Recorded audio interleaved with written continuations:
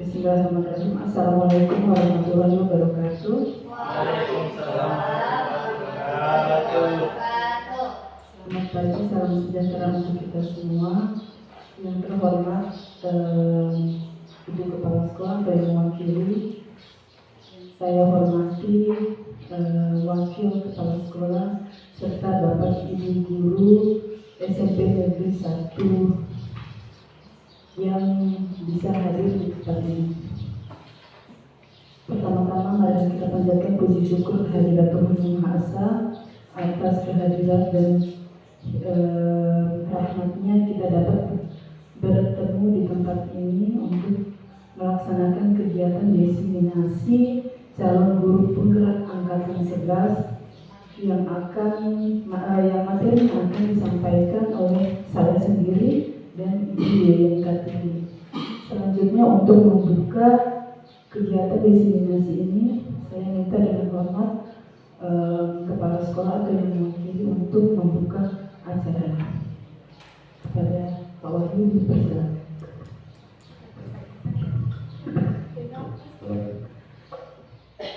Assalamualaikum warahmatullahi wabarakatuh. Waalaikumsalam warahmatullahi wabarakatuh. Ya, selamat pagi dan salam sejahtera untuk kita sekalian. Yang terhormat Tampilan Guru dan Tata Usaha, yang terhormat hari ini pemateri mengenai budaya positif, Bapak Ibu yang saya hormati,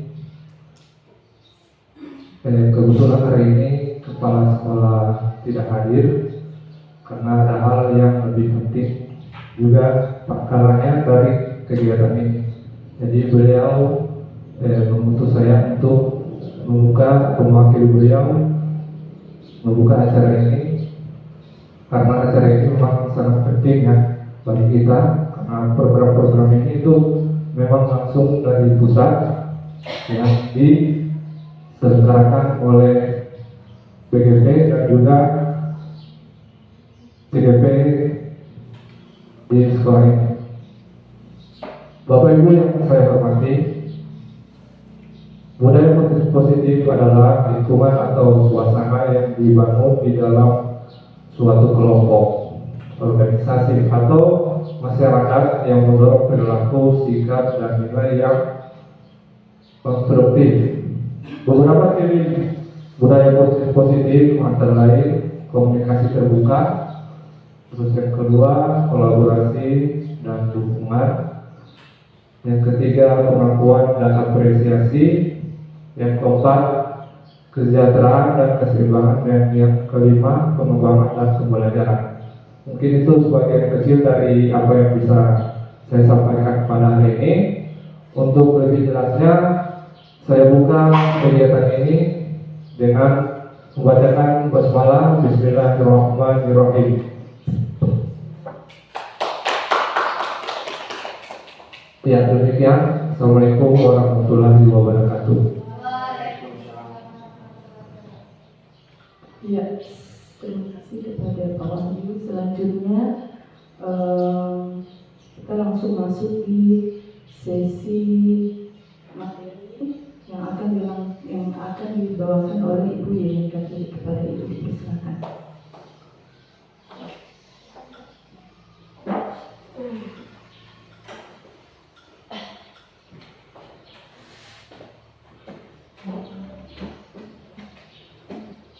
Terima kasih. Assalamualaikum warahmatullahi wabarakatuh. Waalaikumsalam warahmatullahi wabarakatuh. Yang saya hormati Kepala Sekolah apa yang mewakili beliau, yang saya sebut namanya Bapak Wahyu Kilatio. Saya cintai dan saya banggakan Bapak Ibu Guru SMP 1 Kopayoto, serta teman saya sesama CGP yaitu Ibu Lisi Eskom. Jadi langsung saja, di sini saya akan memaparkan materi tentang budaya positif. Salah satu tugas kami di calon guru penggerak yaitu diseminasi budaya positif. Di sini kolaborasi bersama Ibu Desi. Ya, di sini saya dan Ibu Desi yang baik. Terima kasih Bapak Ibu. Sebelum kita masuk ke materi, pemaparan materi, di sini kita akan buat kesepakatan forum destinasi. Jadi ini kesepakatan yang ada di sini Bapak Ibu yang buat dan kita sepakati bersama-sama. Contohnya apa saja Bu yang Bapak Ibu yang bisa kita sepakati sebelum pemaparan materi dimulai?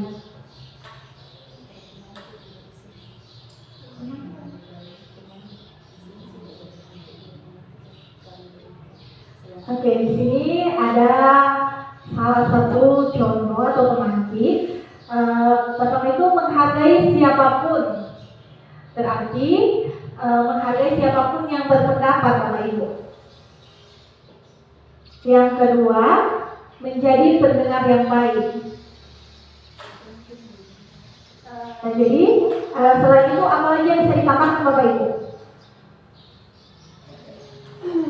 Tidak main handphone Bapak Ibu saat pemaparan materi dimulai. Tidak ada yang bermain HP, atau bisa HP-nya ini tapi tidak bisa harus disenyapkan, maksudnya dalam mode diam. Apalagi Bapak Ibu, Pak Agus, apalagi yang harus kita sepakati?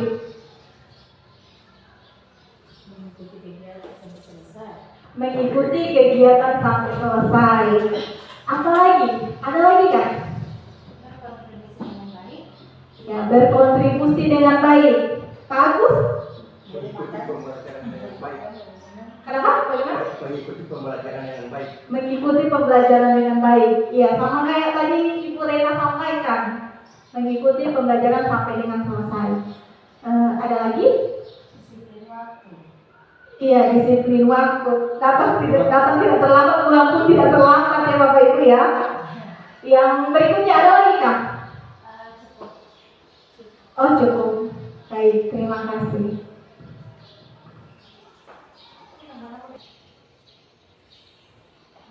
Sebelum masuk, di sini ada pengantar dari konsep pendidikan menurut Ki Hajar Dewantara, melibatkan pengakuan akan pentingnya budaya dan lingkungan positif di sekolah yang menempatkan murid sebagai fokus utama. Dalam konsep Ki Hajar Dewantara ini, pendidikan bukan hanya tentang transfer pengetahuan, tetapi juga mencakup pembentukan karakter dan pengembangan potensi setiap murid. Oleh karena itu, menciptakan budaya dan lingkungan yang mendukung, inklusif, dan memberdayakan di sekolah menjadi kunci untuk mewujudkan visi pendidikan yang diinginkan. Ya, saya rasa tadi juga sudah disampaikan pengantar oleh yang mewakili beliau, wakil kepala sekolah, yaitu Pak Wahyu. Baik teman-teman sekalian, di sini sebagai guru yang baik harus memiliki kemampuan dalam mewujudkan budaya positif di sekolah. Budaya positif tersebut dapat dijalankan dengan menerapkan konsep-konsep. Ya, konsep-konsep inti dari budaya positif itu ada 6. Yang pertama ada disiplin positif, ada motivasi perilaku manusia, ada keyakinan sekolah atau kelas, yang keempat kebutuhan dasar manusia, yang kelima posisi kontrol restitusi, dan yang keenam segitiga restitusi. Baik Bapak Ibu, saya rasa dari inti konsep ini, saya rasa Bapak Ibu sudah tidak asing lagi kan?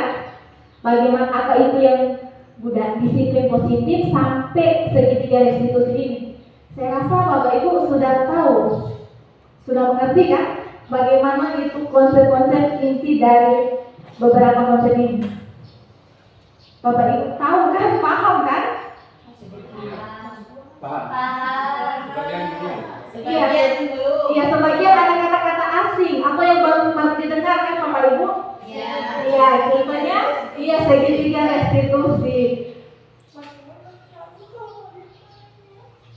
Oke, saya lanjut. Ya, disiplin positif. Ada yang tahu kira-kira Bapak Ibu disiplin positif itu penerapannya seperti apa? Iya, Ibu tahu.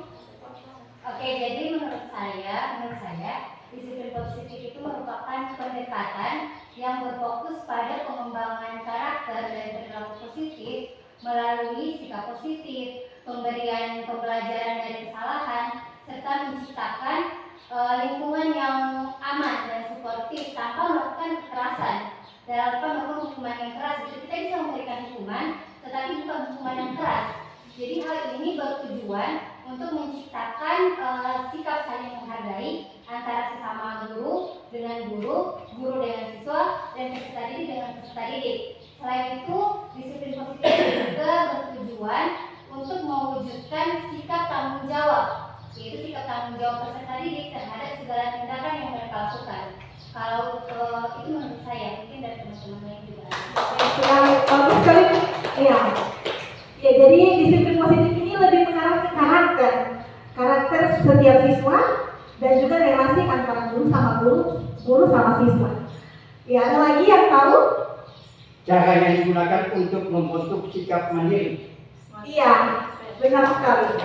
Semua yang ibu paparkan itu adalah semuanya benar tentang disiplin positif. Jadi saya mengambil kesimpulan, ya disiplin ini yaitu mengacu pada diri sendiri. Yang sama kayak Ibu Salmi bilang tadi, yang memiliki tanggung jawab terhadap apa yang dilakukannya berdasarkan nilai-nilai yang diyakini. Disiplin positif ini juga merupakan salah satu cara penerapannya yang bertujuan untuk menentukan kesadaran serta memberdayakan peserta didik tanpa imbalan penghargaan atau reward, ancaman atau hukuman. Oke, saya lanjut ya Ibu ya. Di sini, di disiplin positif ini ada 6 dimensi Bapak Ibu. Ya, profil pelajar Pancasila. Yang pertama itu beriman, bertakwa kepada Tuhan yang Maha Esa dan berakhlak mulia. Dimensi kedua mandiri, dimensi ketiga berkebinekaan global, yang keempat bergotong royong, yang kelima kreatif, dan yang terakhir bernalar kritis. Nah, saya lagi mau bertanya Bapak Ibu, apakah Bapak Ibu sudah tahu profil pelajar Pancasila itu dimensinya seperti apa saja? Sudah. Ya, kalau beriman dan bertakwa itu contohnya seperti apa Bapak Ibu kalau diterapkan dalam kehidupan sehari-hari di anak didik kita? Kalau saya berdoa, sholat. Ya, berdoa sebelum pembelajaran dimulai. Ya, apalagi Bapak Ibu? Memberi salam. Ya, sopan santun ya. Iya. Ya, terus kalau mandiri Bapak Ibu, yang bagaimana Bapak Ibu mandiri? Kalau yang mandiri mungkin kita bisa membiasakan peserta didik untuk bisa bekerja secara sendiri dan bisa kalau dalam kelas dalam proses pembelajaran kita membiasakan mereka untuk mampu mencari sendiri apa yang mereka butuhkan mengenai pelajaran, mereka mengolah sendiri apa yang mereka benar-benar butuhkan. Ya, berarti mengembangkan kompetensi dirinya sendiri. Ya, selanjutnya untuk berkebinekaan global, bagaimana Bapak Ibu yang biasanya sehari-hari ada di peserta didik berkebinekaan global? Membiasakan mereka untuk berpikir secara luas, jadi bukan hanya satu arah, tapi mereka bisa berpikir secara menyeluruh, melihat secara luas seperti itu. Iya, benar sekali. Itu berarti caranya adalah saling menghargai dan menghormati. Itu adalah berkebinekaan global. Yang selanjutnya bergotong royong. Pasti Bapak Ibu sudah tahu ini bagaimana itu bergotong royong. Bekerja sama, berkolaborasi dalam hal apapun itu yang terbaik untuk sekolah dan dirinya sendiri. Oke, selanjutnya kreatif. Kreatif itu peserta didik bisa melakukan segala hal yang menurutnya itu kayak mereka bisa mengembangkan apa yang mereka lihat ya. Mereka lihat seperti cuma terbatas, tiba-tiba bisa mereka kembangkan. Kreatif. Sekarang bernalar kritis. Bernalar kritis. Kalau bernalar kritis mereka diajarkan untuk tidak menerima informasi secara mentah-mentah, tapi mereka mampu untuk mengolah dan memikirkan lagi secara kritis. Berarti menyaring dulu apa yang didapat terus disampaikan ya. Oke. bagaimana itu penerapan disiplin positif. Motivasi perilaku manusia. Nah, di sini lagi ada motivasi perilaku manusia. Motivasi perilaku manusia. Di sini ada tiga motivasi perilaku manusia. Ada untuk menghindari ketidaknyamanan atau hukuman, untuk mendapatkan imbalan atau penghargaan dari orang lain, dan yang terakhir untuk menjadi orang yang mereka inginkan dan menghargai diri sendiri dengan nilai-nilai yang mereka percaya. Bapak Ibu tahu atau saya rasa sudah paham apa itu tentang tiga motivasi perilaku manusia ini yang sudah saya jalankan untuk menghindari ketidaknyamanan atau hukuman. Atau di ketiga-tiganya ini ada yang perlu Bapak Ibu sampaikan mengenai motivasi perilaku manusia ini. Kalau yang bagian ketiga ini menjadi orang yang mereka inginkan dan menghargai diri sendiri dengan nilai-nilai yang mereka percaya. Kalau yang pernah saya baca di sini di poin ini itu lebih ke perilaku yang ketika orang itu melakukan sesuatu dia akan bertanya akan menjadi seperti apa dia kalau melakukan hal ini. Makanya ada penilaian secara individu itu masuk juga kaitannya juga dengan disiplin positif tadi. Jadi ketika dia melakukan ini ada nilai baiknya, maka ini akan menjadi satu motivasi dia untuk melakukan hal tersebut. Jadi ada penilaian individual begitu. Jadi ada kaitannya tadi dengan disiplin positif. Oke, baik sekali. Penjabarannya Ibu Rina sangat jelas sekali. Oke, jadi saya lanjut. Keyakinan sekolah atau kelas. Di sini Bapak Ibu pasti sudah menerapkannya di kelas sebelum masuk atau sebelum memulai pembelajaran di awal semester kemarin kan? Jadi di sini untuk keyakinan sekolah atau kelas ada terbagi menjadi dua. Guru berperan dalam mewujudkan terbentuknya keyakinan sekolah atau kelas dengan adanya kesepakatan antara guru dan murid. Iya kan? Yang kedua, keyakinan sekolah atau kelas berupa pernyataan-pernyataan universal yang mudah diingat dan dipahami dan harus diterapkan di lingkungan sekolah. Baik Bapak Ibu, ini saya kasih salah satu contoh penerapannya.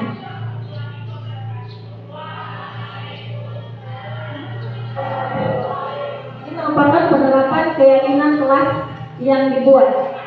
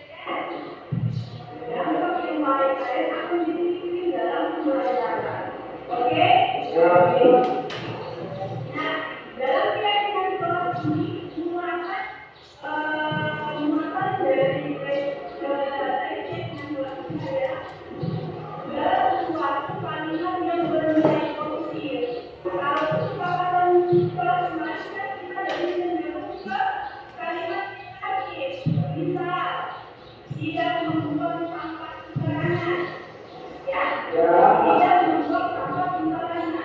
Itu yang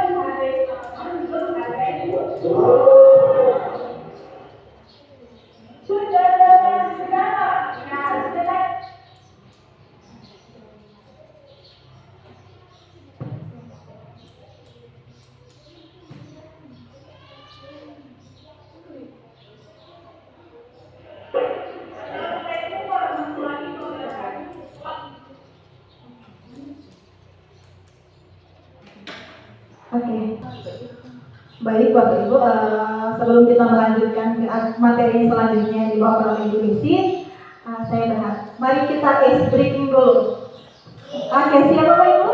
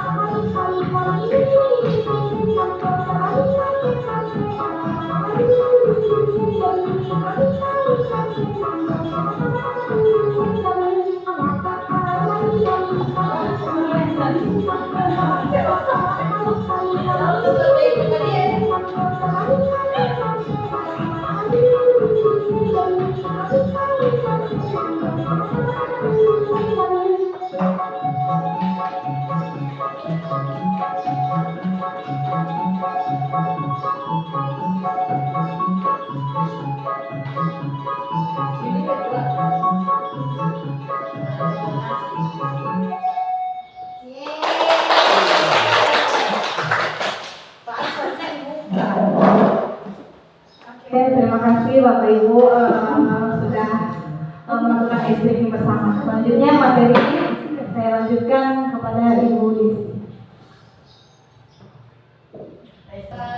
Langsung saja, materi selanjutnya adalah kebutuhan dasar manusia.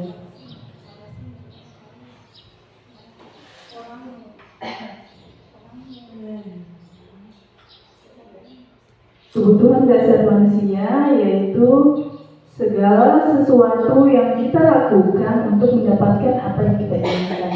Seluruh tindakan yang kita lakukan memiliki tujuan tertentu dan semua usaha terbaik yang kita lakukan adalah dalam rangka agar kebutuhan dasar kita terpenuhi dengan baik. Nah, baik Bapak Ibu, kita masuk ke dalam studi kasus. Di sini ada Ibu Desi, guru wali kelas 9E, sedang bingung menghadapi ulah salah satu murid di kelasnya, yaitu Zahra. Beberapa anak telah mengeluhkan Zahra yang seringkali meminta bekal makan siang mereka dengan paksa. Jika Bapak dan Ibu menghadapi situasi Ibu Desi, apa yang akan Bapak dan Ibu lakukan?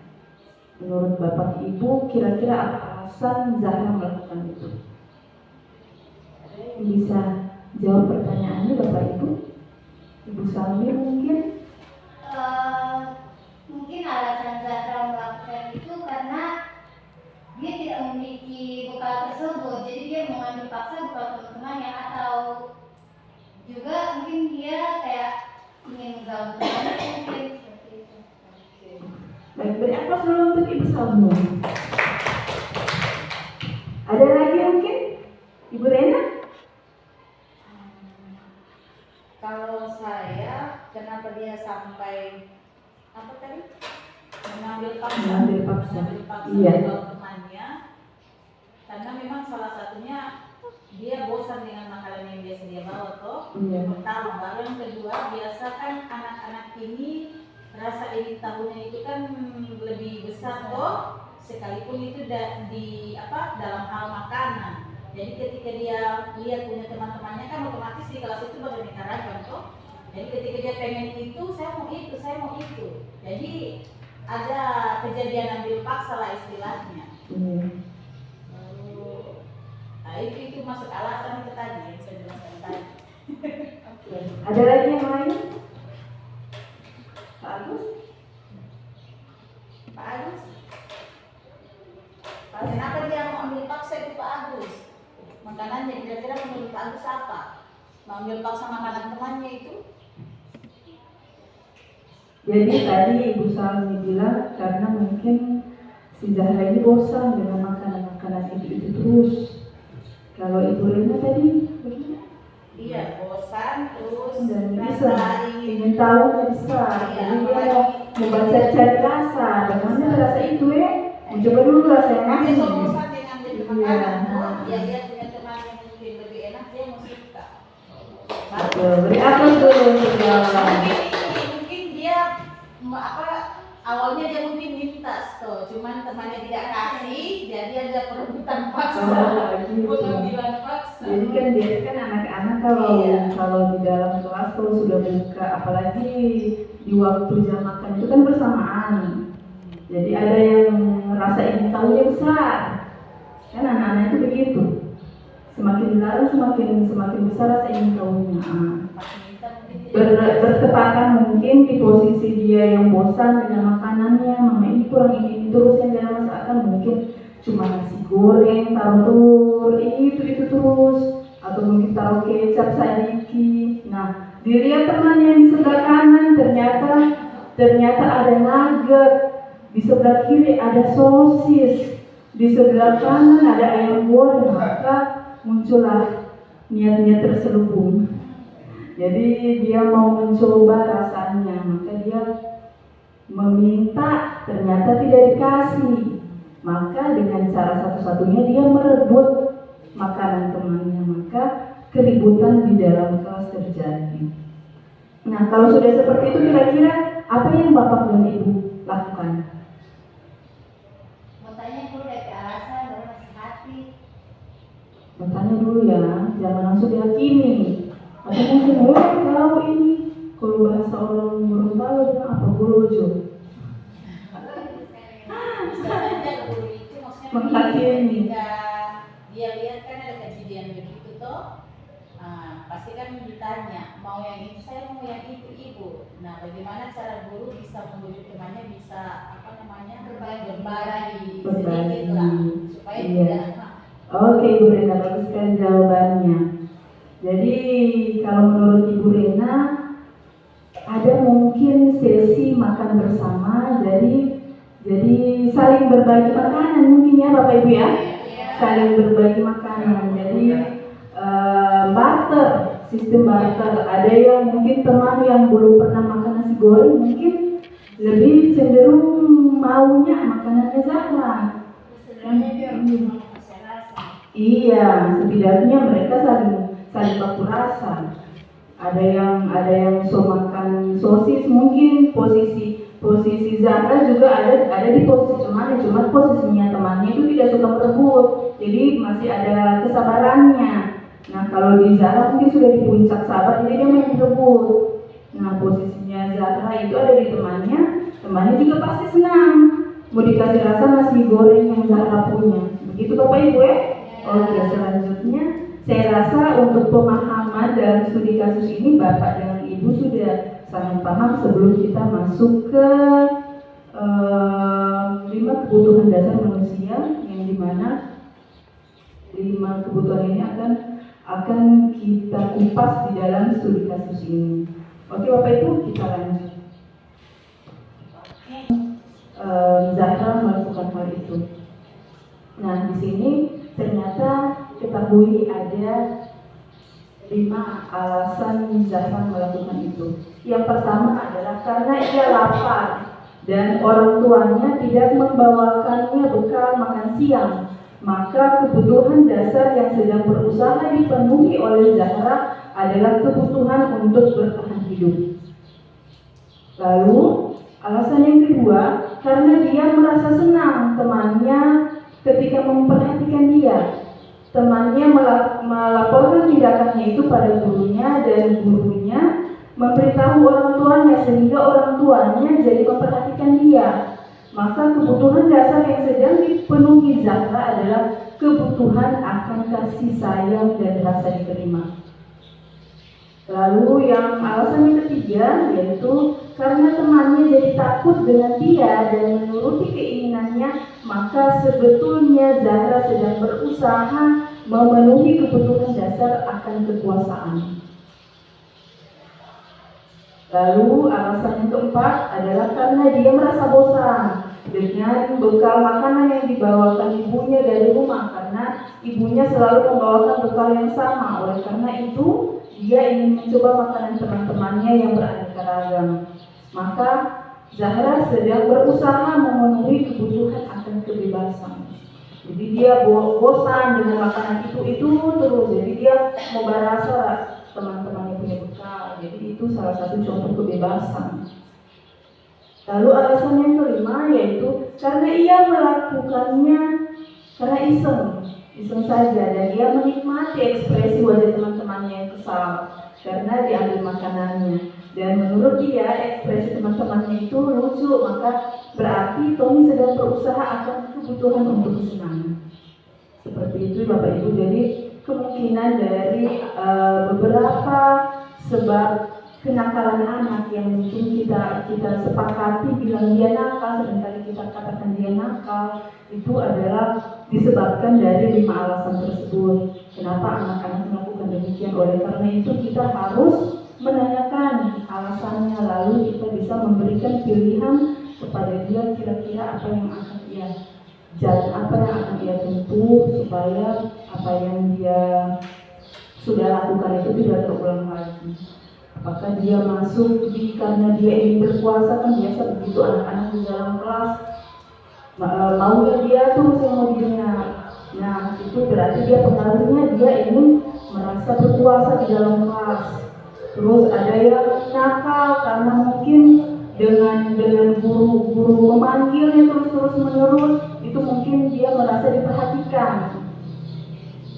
Jadi untuk itu dari kita mengetahui 5 dasar kebutuhan manusia ini, kita bisa menangani kasus setiap anak itu secara bijak dengan melakukan nantinya dengan restitusi. Nah itu nanti kita akan masuk ke materi selanjutnya. Baik Bapak Ibu, sampai di sini ada yang mau ditanyakan? Sampai di sini ada yang mau ditanyakan Bapak Ibu? Dari 5 posisi kontrol. Dari 5 kebutuhan dasar manusia. Pas. Pak Agus? Ini ada itu 5 dasar kebutuhan manusia itu mengenai penguasaan. Penguasaan. Jadi ada beberapa alasan anak-anak melakukan keributan di dalam kelas itu cuma ingin dia yang mau didengar, karena itu ingin dia itu ada di posisi penguasa di dalam kelas. Itu contohnya. Jadi mungkin dibilang, kenapa kau ingin bersuara terus, ribut sekali dari tadi? Nah, itu berarti dia ingin berkuasa di dalam kelas. Ada lagi? Nah, contoh kemarin waktu piket saya ya di hari Kamis itu saya sempat menanyakan ke anak-anak siswa yang tidak memakai seragam. Saya menemukan salah satu siswa yang ketika hari Kamis itu seharusnya menggunakan pakaian seragam pramuka lengkap. Ternyata saya temukan satu orang menggunakan putih coklat, kemejanya putih, celananya coklat. Saya memanggil anak itu. Ternyata penyebab dia menggunakan kemeja putih itu karena memang dia tidak punya kemeja putih. Kemeja putih waktu SD itu sudah kesicilan. Nah, di saat saya menanyakan ternyata saya tahu kalau mungkin di posisi saya belum mendapatkan materi ini, belum dapatkan ilmu ini, mungkin saya langsung menghukum dia. Dia tidak bisa di sana depan, di sana silakan kau berdiri di tengah lapangan. Cuma alhamdulillah saya sudah dapat ilmu ini, jadi saya tanyakan langsung ke anaknya penyebab dia pakai kemeja putih itu apa. Jadi sebenarnya ilmu yang kita dapat itu memberikan kita lebih bijak menjadi seorang guru, menempatkan dia yang dulunya kita cuma bisa menuntut, sekarang kita harusnya menuntun. Gitu, anak-anak ini kita tuntun sama-sama, kita tidak bisa tuntut dia terlalu banyak. Diberikan mereka kebebasan, diberikan mereka kemerdekaan. Nah, ketika saya tahu ternyata anak itu orang yang ekonominya di bawah, saya merasa kasihan. Ternyata saya juga merasa bersalah. Ternyata dia melakukan itu karena masuk di bertahan hidup, tidak mempunyai pakaian. Karena untuk bertahan hidup itu ada di makanan, rumah, ya, sandang, papan, pangan. Begitu Bapak Ibu? Atau saya salah? Iya, gitu. Oke, Oke, kalau sudah tidak ada ditanyakan, kita lanjut ke materi berikutnya. Baik Bapak Ibu, sebelum kita lanjut ke materi, kita tes fokus dulu. Kayaknya Bapak dan Ibu mungkin sudah lelah, ya. Kita tes fokus dulu, apakah jangan sampai materi selanjutnya Bapak dan Ibu tidak fokus. Jadi bisa konsentrasi. Bisa. Ya. Saya mulai instruksinya. Yang ini 1. Jika ini 2, maka ini 3. Saya ulangi. Jika ini 1, jika ini 2, maka ini 3. Ya, maka ini 3.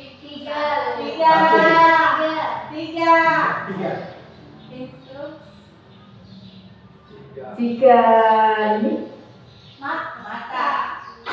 3.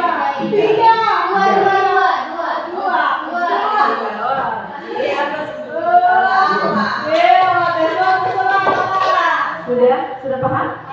Lanjut. Saya ulangi ya, masih yang sama. Ini 1. Jika ini 2, maka ini 3. Bagus? Ini 1. Jika ini 2, maka ini 3.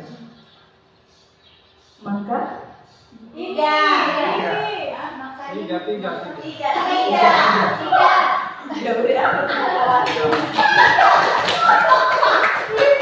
ini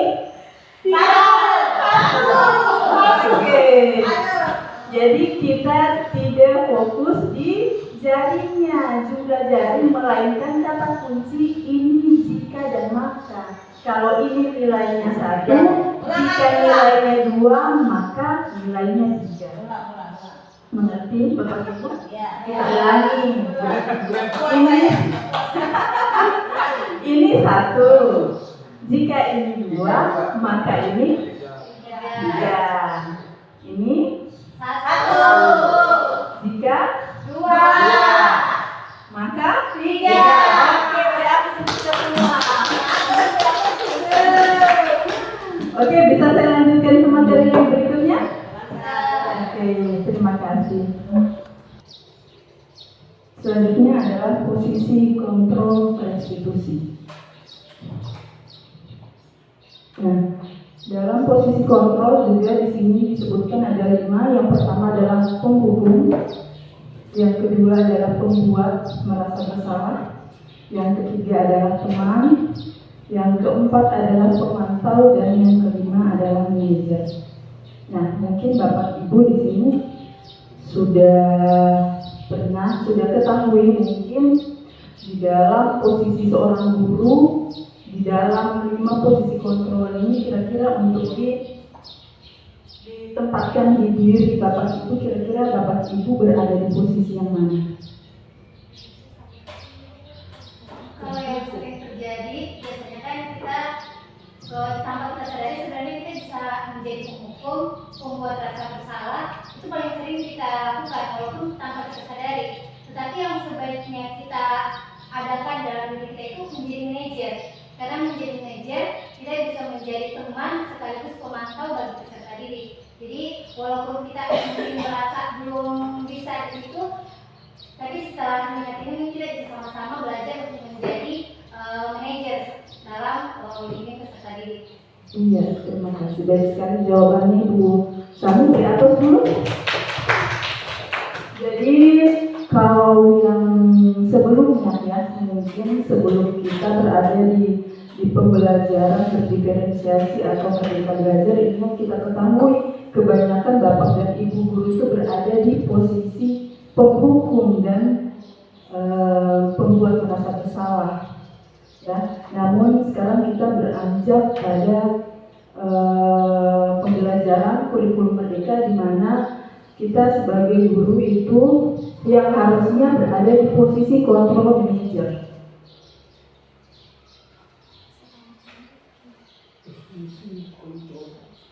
Ya. Nah, di sini ada contoh penerapannya. Yang pertama ini adalah penghukum. untuk kasus siswa tidak memakai atribut lengkap saat upacara bendera. Yang pertama, untuk penghukum ini ibu dan bapak guru memberikan hukuman yaitu hormat pada bendera selama 1 jam. Nah, ini adalah salah satu contoh hukuman. Sedangkan untuk yang posisi kontrol pembuat merasa bersalah, berapa kali bapak ibu memberitahumu, ini adalah percakapan ya. Berapa kali bapak ibu memberitahumu kamu selalu mengecewakan bapak dan ibu.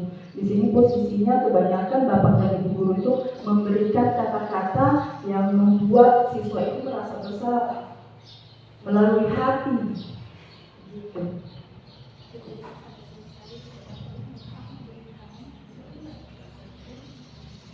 Untuk selanjutnya ini kasusnya masih sama.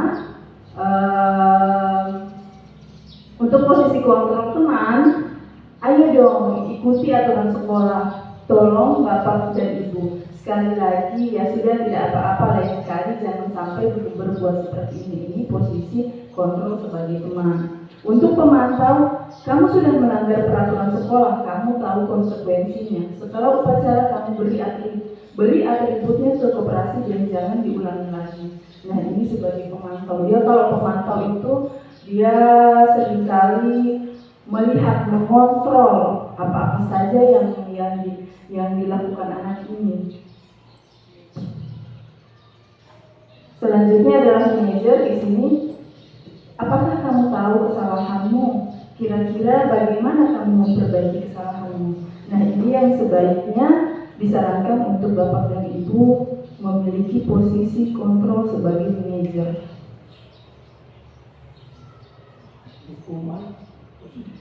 Selanjutnya adalah segitiga restitusi. Nah, mungkin segitiga restitusi masih sangat familiar, ya. Dalam segitiga restitusi ini ada 3 tahapan. Nah, dari langkah pertama tadi yang sudah Ibu Yeye jelaskan sampai yang terakhir ini adalah tahapan terakhir di mana seorang guru menindaki seorang anak, seorang siswa ketika mereka membuat satu kesalahan. Jadi ini adalah contoh bagaimana penerapan dalam melakukan restitusi, segitiga restitusi. Yang di sini ada 3 langkah. Yang pertama adalah menstabilkan identitas, yang kedua validasi tindakan yang salah, dan yang ketiga itu menanyakan keyakinan. Menstabilkan identitas dilakukan berdasarkan prinsip bahwa membuat kesalahan adalah bagian dari proses pembelajaran yang nantinya akan menggeser identitas gagal ke arah identitas sukses.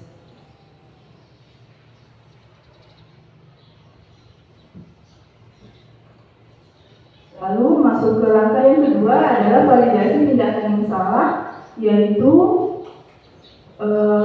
dilakukan berdasarkan prinsip bahwa setiap perilaku berupaya memenuhi suatu kebutuhan tertentu, sehingga guru atau orang tua akan bergeser dari pemikiran stimulus, respon menjadi proaktif, serta akan lebih mengenali dan mengakui kebutuhan murid atau anak.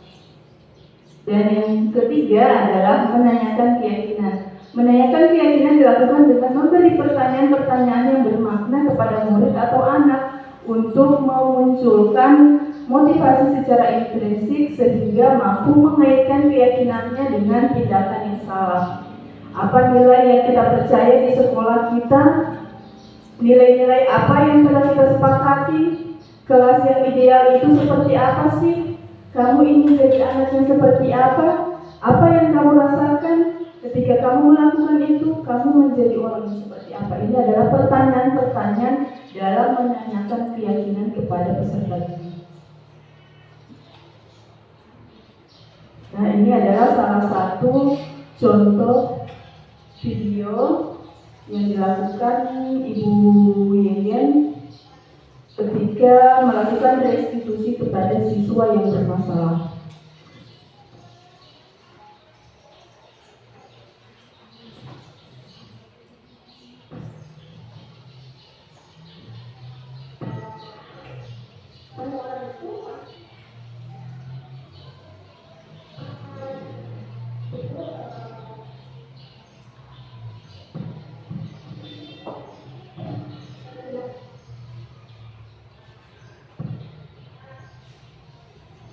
siswa yatim.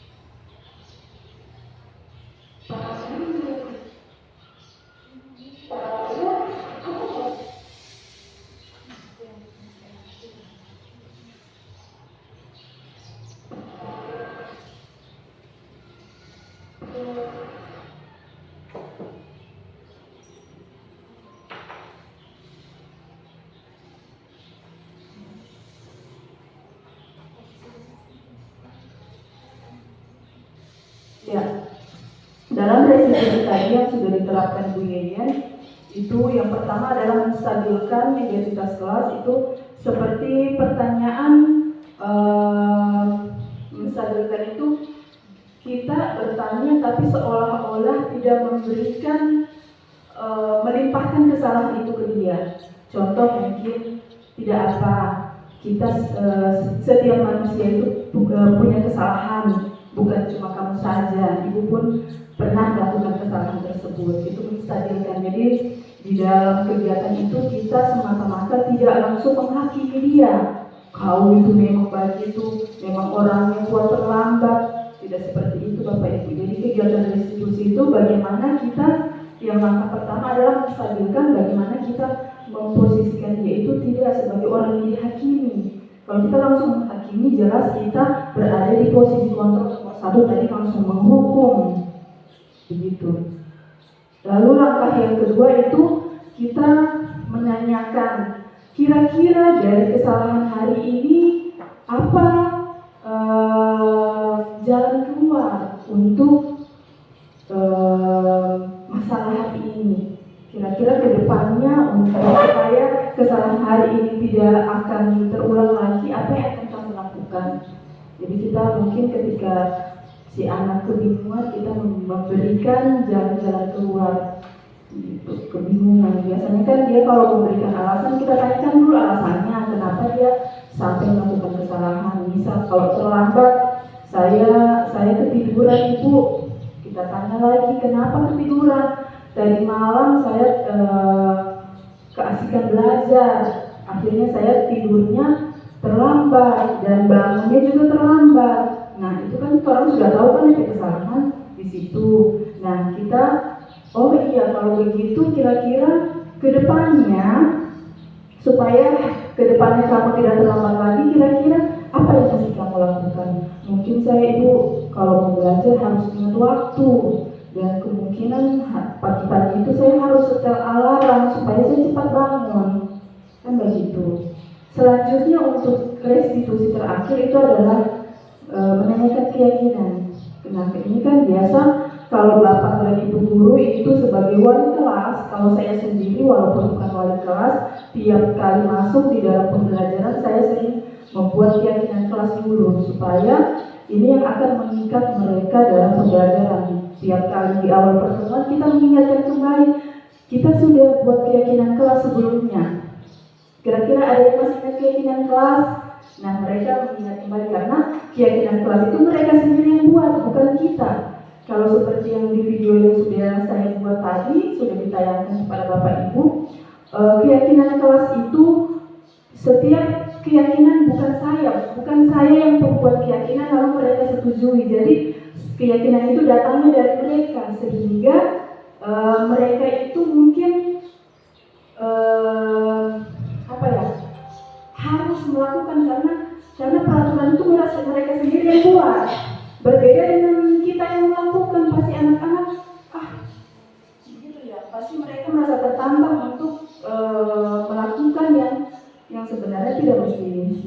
lakukan. Jadi kalau peraturan itu mereka sendiri yang buat, mereka akan tertarik untuk melakukannya seperti itu. Seperti saya bilang, kamu kan yang buat, malu dong melanggar.